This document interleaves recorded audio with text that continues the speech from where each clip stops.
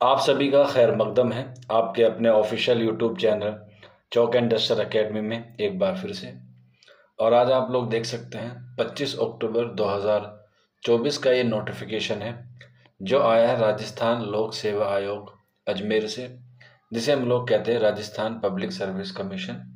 और इसमें जो है वो तकरीबन 24 सब्जेक्ट ऐसे हैं जिनकी जो है वैकेंसीज आई हैं। और अगर हम लोग कुल वैकेंसीज की बात करें या कह सकते हैं 24 वैकेंसी सब्जेक्ट जो हैं उसमें जो तादाद है वैकेंसीज की वो है 2202 या कह सकते हैं 2002 है। और इन पदों में या कह सकते हैं इन पोस्टों में जो है वो कमी और वृद्धि दोनों ही हो सकती है। कमी के चांसेस कम होते हैं, इंक्रीज के चांसेस जो हैं वो ज़्यादा होते हैं।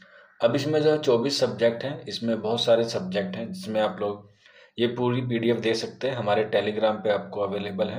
आप लोग टेलीग्राम का लिंक नीचे डिस्क्रिप्शन में मिल जाएगा, आप वहाँ जाकर जो है वो इस पीडीएफ को आराम से देख सकते हैं, जिसमें आपका Hindi, English, Sanskrit, Rajasthani, Punjabi, Urdu, history, political science, geography, economics, sociology, home science, chemistry, physics, math, biology, commerce, drawing, music, physical education, coach wrestling, coach kho kho, coach hockey और कोच फुटबॉल।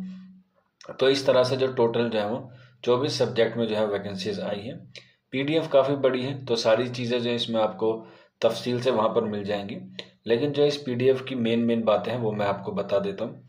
इसमें ओवरऑल या कह सकते हैं टोटल वैकेंसीज जो हैं वो 26 आई हैं। और उर्दू की जो किसके लिए हैं, ये हैं पीजीटी के लिए, यानी कि ये लेक्चरार के लिए कह सकते हैं या व्याख्यात के लिए कह सकते हैं, जो राजस्थान में मशहूर है। इसमें कैटेगरी वाइज अलग अलग हैं, लेकिन टोटल जो है वो 26 सीटें आई हैं, जो उर्दू के लिहाज से देखा जाए तो काफ़ी है, लेकिन इससे ज़्यादा की उम्मीद थी। लेकिन जितनी भी आ जाए उसी में जो है वो आपको क्या करना चाहिए, अपना 100% जो है वो देना चाहिए।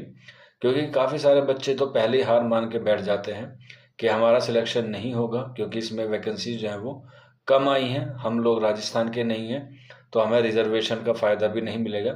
इस तरह की तमाम बातें जो है बच्चे अपने आप में जो है वो पहले से ही क्या कर लेते हैं, पहले से ही मान के बैठ जाते हैं। अब हम लोग देखते हैं कि इन 26 पदों पर जो भर्ती हुई है पीजीटी की, यानी कि पोस्ट ग्रेजुएशन टीचर की, इसमें हमें क्या क्या वैकेंसीज़ की या कह सकते हैं क्या क्या एलिजिबिलिटी की ज़रूरत है। तो अगर हम लोग देखते हैं यहाँ से 1 से लेके 11 तक का जो क्रम है उपरोक्त जो दिए गए हैं ऊपर, उसमें जो दिया गया है वह सब्जेक्ट और उसमें जो सब्जेक्ट मांगे गए हैं और उन सब्जेक्ट के एतबार से जो एलिजिबिलिटी मांगी गई है वो मांगी गई है पोस्ट ग्रेजुएशन, यानी कि आपने एमए किया हुआ हो किसी भी सब्जेक्ट में, जिन सब्जेक्ट में वैकेंसीज निकली है। इसके अलावा आपने कोई डिग्री की हुई हो, डिग्री यानी कि बीएड की आपने डिग्री की हुई हो, या फिर आपने कोई डिप्लोमा किया हो एजुकेशन के रिलेटेड, जो कहाँ से अप्रूव्ड हो, एनसीटीई से अप्रूव्ड होना चाहिए, यानी कि national council of teacher education से क्या होना चाहिए, वो अप्रूव्ड होना चाहिए। अब कुछ बच्चे ये कहते हैं कि उनकी जो है वो अभी बीएड कंप्लीट नहीं हुई है और एमए जो है वो अभी कंप्लीट नहीं हुआ है, तो इस स्थिति में हम लोग क्या कर सकते हैं। यहाँ पर मैं आपको एक बात बता दूँ, सी टेट जो है वहाँ पर रिक्वायरमेंट नहीं है, क्योंकि जो सी टेट होता है वो टीजीटी के लिए होता है और ये पोस्ट जो आई हैं वो पीजीटी के लिए आई हैं, तो इसलिए इसमें सी टेट की ज़रूरत नहीं है। अब पीजीटी बनने के लिए आपके पास एमए होना चाहिए और एमए के साथ आपके पास बीएड की डिग्री होनी चाहिए। लेकिन यहाँ पे आप लोग देखेंगे अंतिम वर्ष की परीक्षा में सम्मिलित हुआ या सम्मिलित होने वाला व्यक्ति भी आवेदन करने के लिए पात्र होगा। यानी कि अगर आप एमए के फाइनल ईयर में हैं या आप लोग बीएड के फाइनल ईयर में हैं तो भी आप लोग इसे जो है वो अप्लाई कर सकते हैं। बट, किंतु, परंतु, मगर, यहाँ पर एक लाइन दी गई है, आप लोग इसे नोट कर लीजिएगा। प्रतियोगी परीक्षा से पूर्व उसकी जो पूरी एलिजिबिलिटी है वो मुकम्मल हो जानी चाहिए। फॉर एग्जाम्पल, अगर मान के चलिए आपका एग्ज़ाम 15 अगस्त को होता है फॉर एग्जाम्पल, तो आपको 14 अगस्त तक अपनी जितनी भी सारी एलिजिबिलिटी है वो पूरी मुकम्मल हो जानी चाहिए, चाहे वो एमए हो चाहे वो आपका बीएड हो। इसके अलावा इसमें कुछ छूट दी गई है आयु के रिगार्डिंग, एज के रिगार्डिंग, ये सारी चीज़ें हैं वो राजस्थान के लोगों को मिलेगी। आप लोग जो है वो इसको क्या कर सकते हैं, पूरी PDF को जो है वो पढ़ सकते हैं। इसमें सारी चीज़ वही है कि आपको कैसे फॉर्म अप्लाई करना है, कैसे आपको जो है वो इसकी फ़ीस देनी है।